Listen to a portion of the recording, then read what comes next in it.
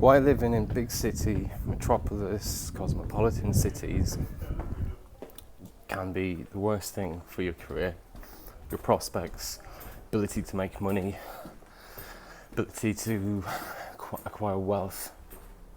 Well, you're constantly in the face of temptation. You're going to see loads more people driving around Mercedes, Rolls Royce, Bentleys, and even if they're way off your ability to acquire, you're going to have some sense of desire for those things that just doesn't exist in a place like where I am now, in middle of nowhere in Italy. You see almost none of those cars, and okay, yeah, they exist, and when you see them, I'd like one of them. But it's not like where I normally live in London, and you're just every Tom, Dick, and Harry who can't afford one still has one anyway. You're going to be paying way more rent, or if you're trying to buy a house, because as is the case in London at least, it's almost impossible to find a nice place to rent. So if you want to have nice accommodation, you're going to have to buy something and overpay for it massively. That's going to eat up your money. It's going to stop you investing. It's going to stop you taking some risks because you've got this mortgage or this rent that you know you need to cover. And the consequence of that is you're not going to be those risks are always what pays off in work. The other thing is, people seem to have this idea that, oh yeah, I live in London, New York, you're going to network, you're going to meet everyone. How many of you really network?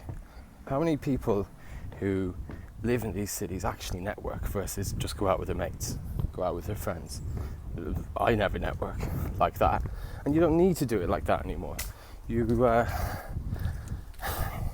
Everything's gone online. Even when this COVID stuff is over, I don't think any of it's going back to how it was. And networking and unimportant meetings, they're going to be done online. There's this thing of needing to be there face to face.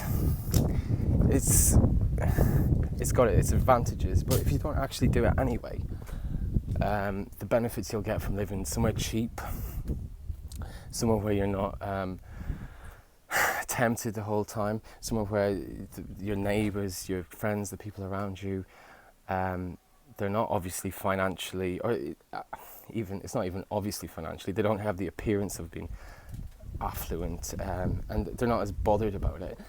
You're going to concentrate on what's important much more then. You're going to spend more time doing what you want, and even forgetting about money for a minute. If you just want to do something you enjoy that perhaps doesn't pay that well, you're much more likely to do that when your expenses are small. And the reality is, if you're doing something you really enjoy, no matter how uneconomically viable it may seem at the beginning, when you enjoy something, that's where you've got the best opportunity to actually make some money, because you're going to be doing your best work. And there's virtually nothing in this world that can't be monetized with a little imagination and a little bit of creativity. So big cities, okay, yeah, if you don't like drinking too much, if you don't party too much, and you don't spend the evening watching crap on the television, you actually go network, you go to industry events, yeah, big cities place to be for sure.